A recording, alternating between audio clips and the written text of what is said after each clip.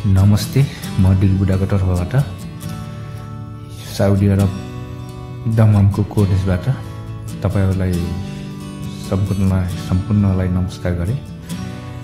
आज यो गार्डनमा घुमघाम गर्दै साथीहरुसँग सेल्फी खिच्दै रमाइलो गर्दैछौं।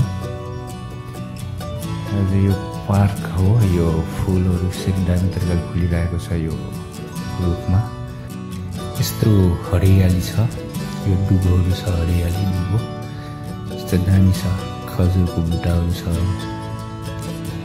खजुरहरु पनि टन्नै फुलिरहेको छ। यस्तै यो सेल्फी खिच्न उपयुक्त छ यो ठाउँ।